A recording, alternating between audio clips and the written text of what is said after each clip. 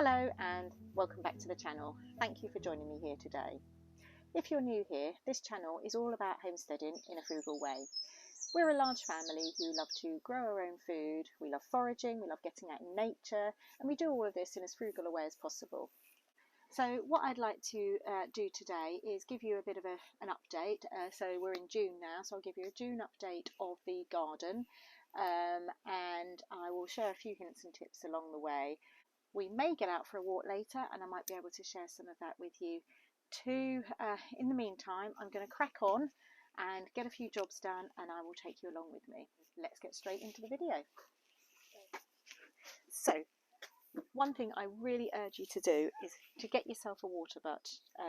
If you've got a roof that you can catch some water from, get a water butt. It is an absolute bonus to the garden. This one, we've got quite a few. We've got about, there's actually about 10 here. There's too many for what we need. And like I said, we're having some drainage works carried out. But in the meantime, we are harvesting all this lovely water.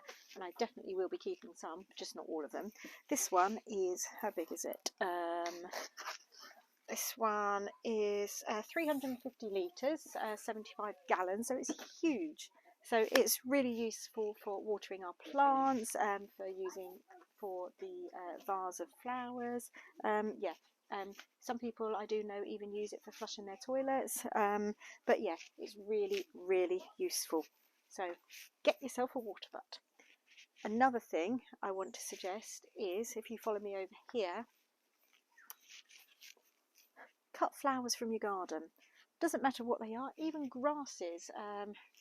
Trying to see what I've got. Even weeds can look beautiful in a vase. The other day I picked up just some cow parsley and some grasses, and it looked beautiful. But yeah, cut flowers from your garden. I never used to buy flowers anyway, but this way I feel that I've got the beautiful flowers. It makes you really creative and you don't feel like you're missing out because you've got these flowers and you've got so many different things, and it really is, it's just so lovely really. So for instance, if you follow me around as I just pick a few, let's see what we can find. Whoops.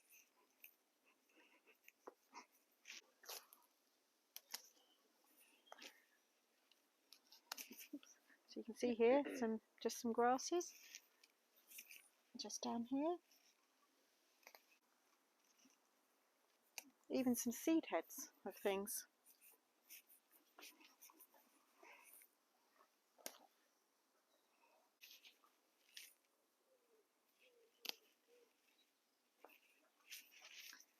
So you see, and there before you know, just with a few little bits and pieces, you've got a beautiful little bouquet of flowers. Absolutely gorgeous. So next tip I want to say is grow your own herbs. This is mint. I love the smell of mint. I've actually divided this. I've got 1, 2, 3. I've got 4 pots of it. I tend to grow it in pots because it can become invasive. But I've got so much mint here. Definitely grow your own herbs. You can grow herbs anywhere. You can grow them on a windowsill, on a balcony. You can grow them on a large scale as well. And the herbs I tend to grow, I love growing mint, rosemary, thyme, oregano, chives. I do grow a few others, but they're my sort of top ones I grow. Actually, in this garden I don't have that many chives, so I need to build up my stock of those. But yes, definitely grow your own herbs. You've then always got access to your own herbs. And then also, if you've got too many, you can dry them. Just lay them out on a tray. Just lay them out on a tray and leave them for a while, a couple of weeks, depending on the weather. Or you can hang them up somewhere and let them dry till they become crisp, and then pop them in a jar, and then you've got them all year round. Mint is particularly good for drying. I've still got some left from last year. Oh, I can't get enough of it. I absolutely love the smell of mint. Right, I will get on with some gardening now.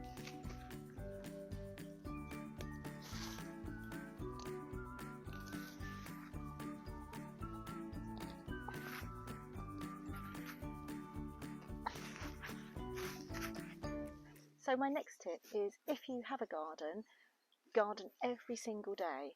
It doesn't matter what the weather is, even if you only get out for 5 minutes a day, get out there. It means you keep an eye on what's going on. You'll see if there's whatever the pests are or whatever's going on, you will spot it immediately. It also means you don't overwhelm yourself with jobs when it comes to the weekend, when you've got a bit of time and suddenly you've got 2 hours worth of weeding to do. Which actually I've got a bit of that to do here today because I had neglected this week. I've been really busy this week and haven't been able to get out here that much, so I am sort of presented with a lot of weeds. Whereas if you garden every day, you do keep an eye on that. Up at the allotment, I do tend to do that every day, or certainly more frequently during the week, and I do keep on top of things there. But yeah, definitely garden every day. Not only that, it really does boost your mood, and just getting out for 5 minutes in the fresh air really does have in my opinion, a good effect. So yeah, get out in the garden every day. I've got some food here too. These weeds, I can pop them in the lunch today.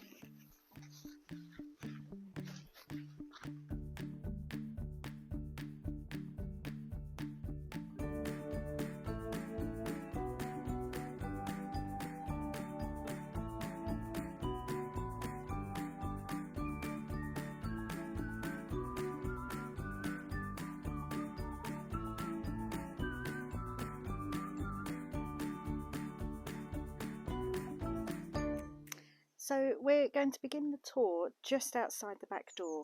Now this area is a bit of a nightmare, as you can see.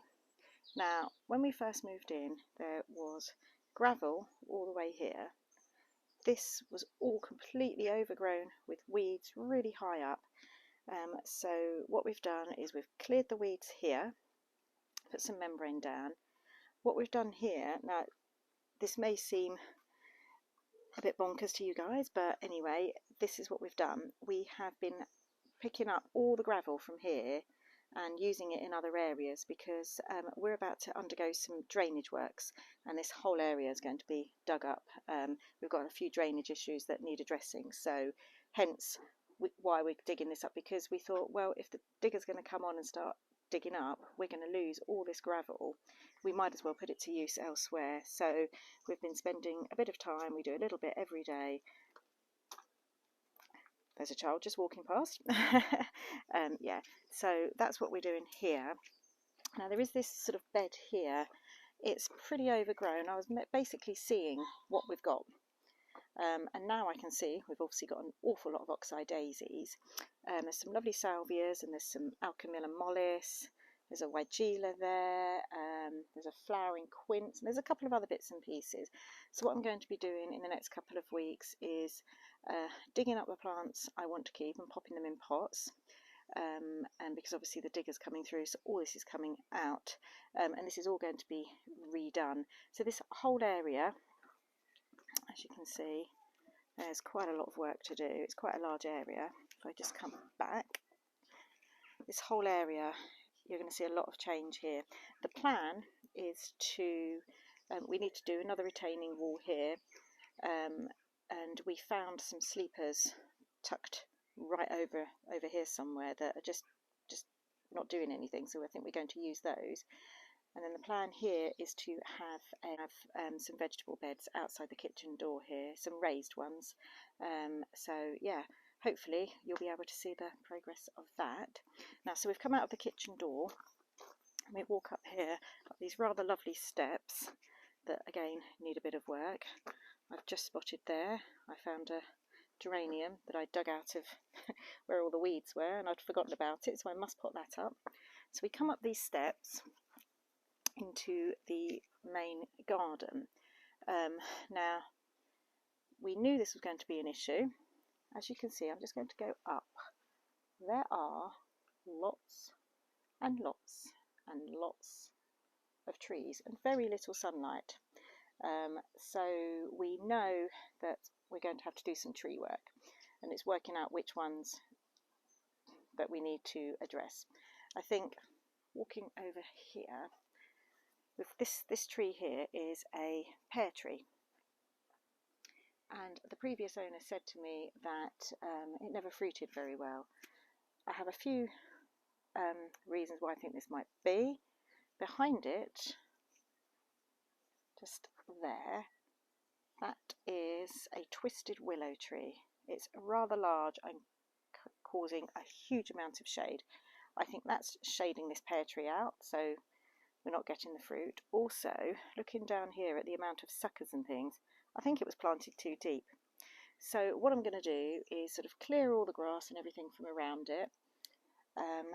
Once that tree is gone, give it a bit of a prune as well, because it's sort of reaching up for the light.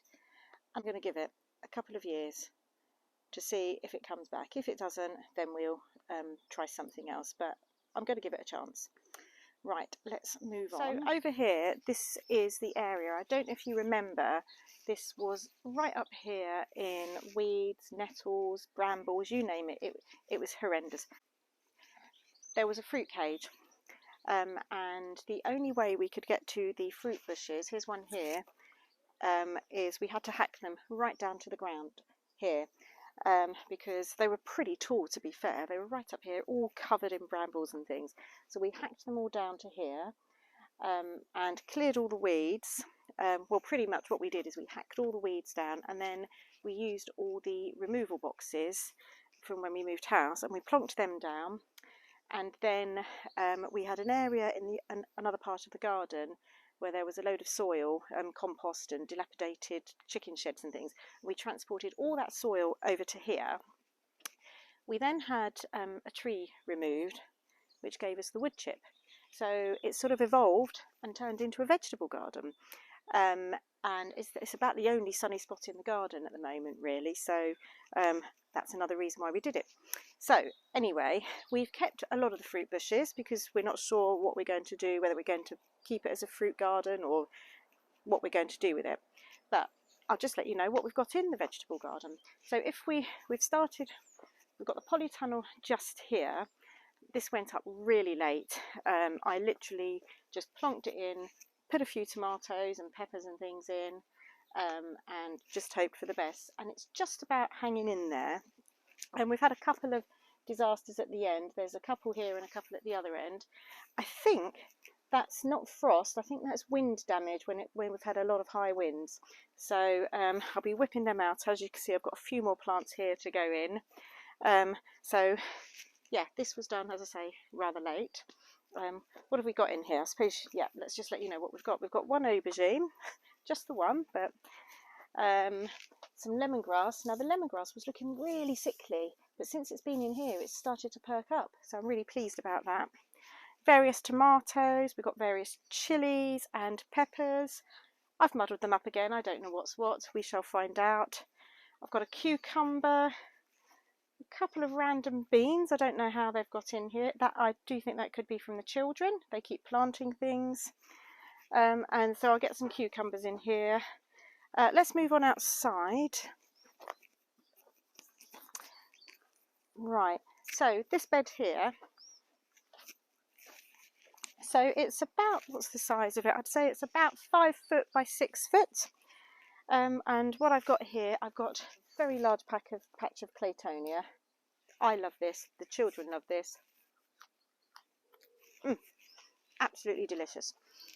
There's a lovely sage here, grown from seed. In the middle of this, I've planted a tomato.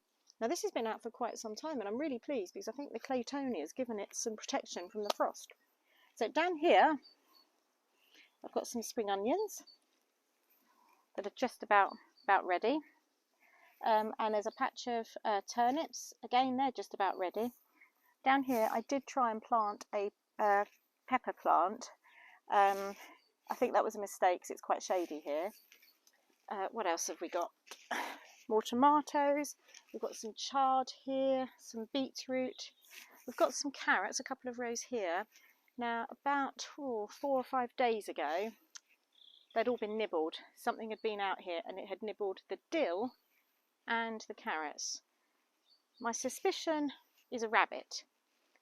I'm not sure. I've seen plenty of bunnies just over the fence, so I don't know. We've got a rather lovely patch of calendula. And here I've got some rows of potatoes, lots and lots of potatoes. And actually, let me just show you. Oops, excuse me. So let me just show you another frugal tip. Don't throw away your grass clippings. They are really useful in the gardens. Don't put them out for the bin men. Put them in your garden. I use them on my potato beds to help earth up the potatoes. They then rot down and turns into lovely soil. I use them all over the garden. They are so useful. So definitely don't throw away your grass clippings. And they help to keep the moisture in. So I've got a row of potatoes here. So this was one of the last beds I did. Now this bed is about 7 feet by about 8 feet, thereabouts. And this was where there was a compost bin here.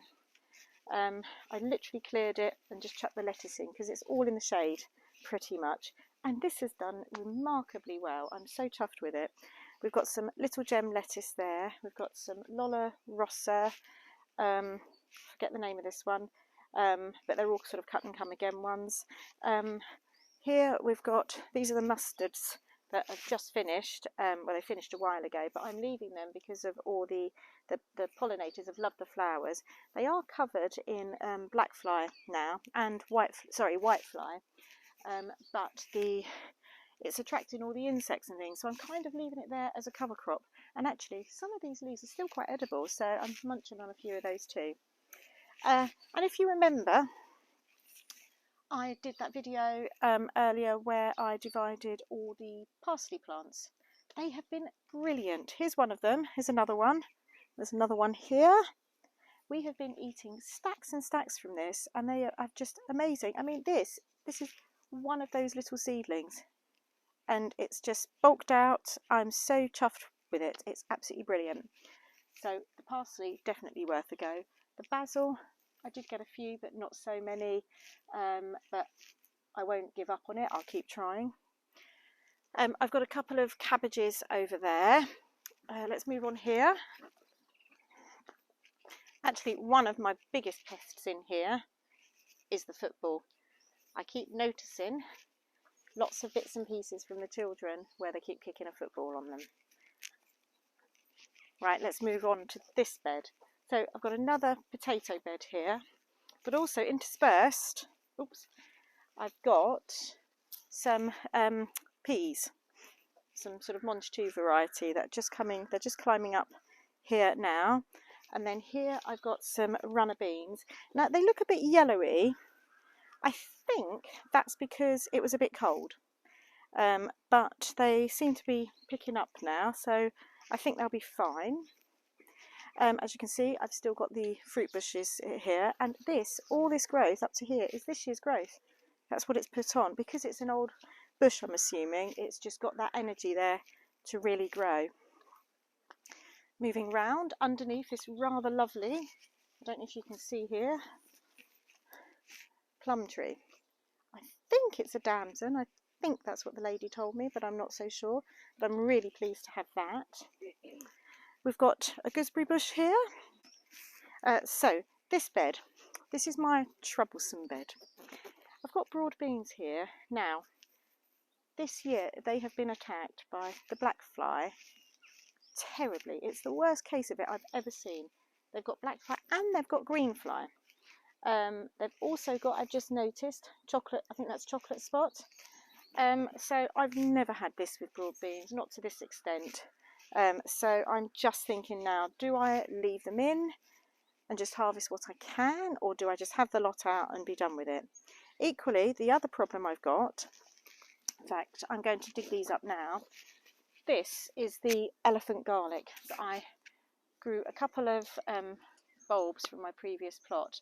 I'm really concerned that I've transferred onion rot to my garden here. So I'm going to pull one of these up now and just see, because they look terrible. Oh. Oops. Right, interesting. I need to get a spade or something. They're actually deeper in than I thought. So looking at the bulb, it's not looking terrible.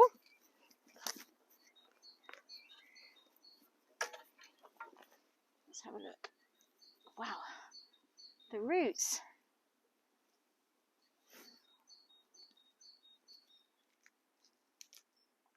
Okay, interesting. So it's not onion rot, it's looking really healthy. So is this a bit of rust? I don't really know, but the bulb itself looks okay. It's just got a faint smell of garlic. Now I don't know what to do with this because obviously it's not developed into elephant garlic as we know it. There's a few little bulblets coming around here. I don't know whether I just start again next year or not. Perhaps you guys could let me know what to do. Should I just get some of the soil off? I don't know if you can see. Oops, just dropped one. These little bulblets here. So I don't know quite what to do. Let's leave that there for now. But at least it's not onion rot, so that's a relief. Along here I've got a few more tomatoes. I've got the peppers, some basil. And even here, where are we? Just here, I don't know if you can see that, I've got my first tomatoes coming. And they're actually coming before the ones in the polytunnel for some reason. So let's have a look at some of the broad beans. So, in fact, I'm going to pull this one up. Let's have a look. So as you can see, it's got some of this sort of discoloration. You can see they're swollen. Let's have a look inside. Oh, actually,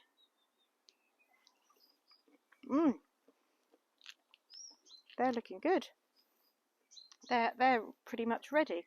What I may do is do an early harvest of these, and then the rest of this bed I'm going to plant some cucumbers and things in here.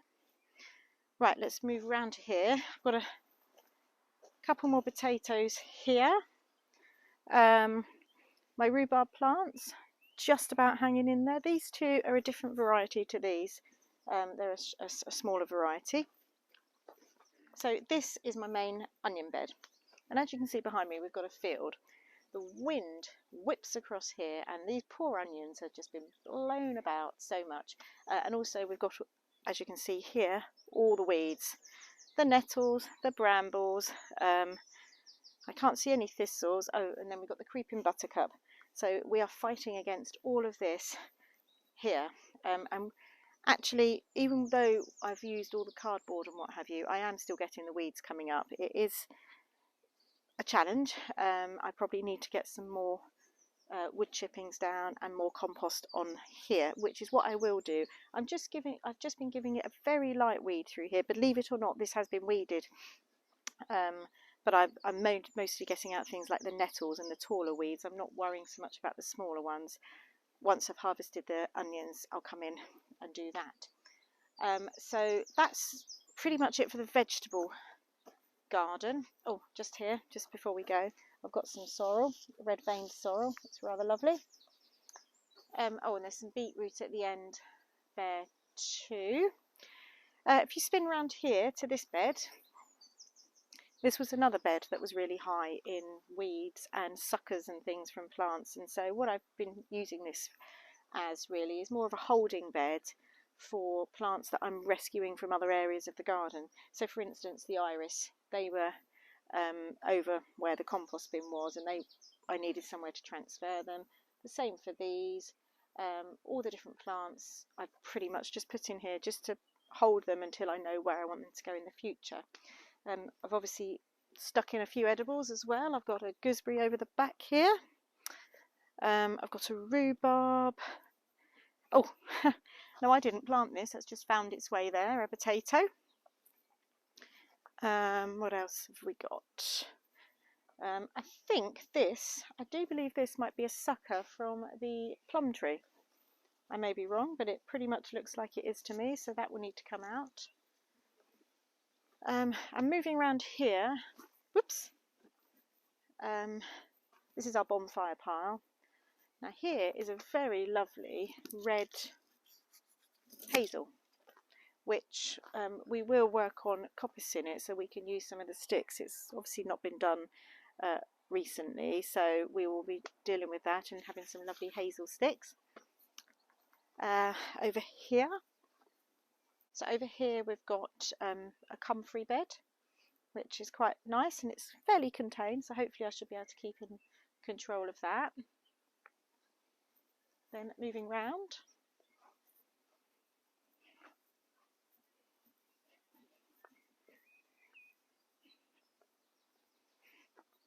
So there's a lovely pond there. Then this was the area that was all covered with the chicken shed and everything. So there was fencing and bushes and trees. This was all overgrown, and we've just cleared this. It's not perfect, but we're just trying to sort of tame everything at the moment.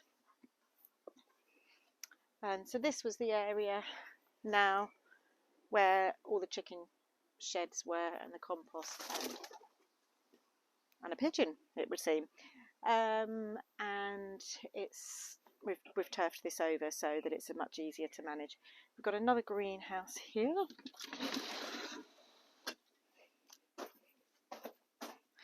This greenhouse, it's not really in the right place. It's very shady, and we do need to prune some of these, but we're just kind of making do with it at the moment.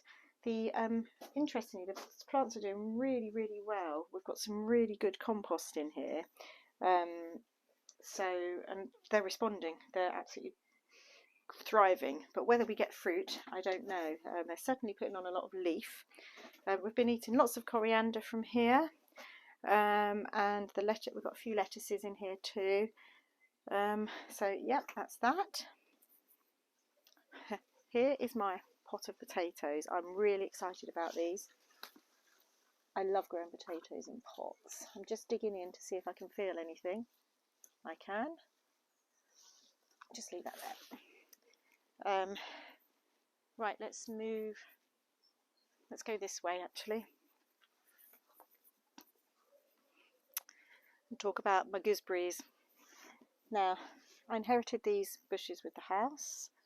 We have been plagued by sawfly this year. Absolutely, as you can see, it's absolutely stripped them. However, there are some gooseberries, so we have had a couple of harvests from here already, so we'll be harvesting the rest later today to make some jam. And the sawflies attacked the currant bush too. I think this is a red currant, or a black currant. I don't know. Red? I think my daughter's telling me red. But yeah, they're not really doing very well, so this has become a huge hit, this area.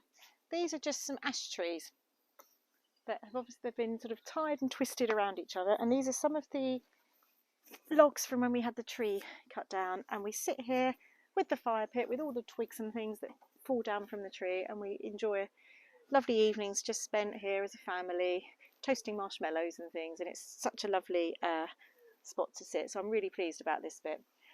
So that's most of the areas of the back garden. There's still quite a few I haven't shown you, but we'll do the front another day. So right, I think I'm going to get on with some more weeding.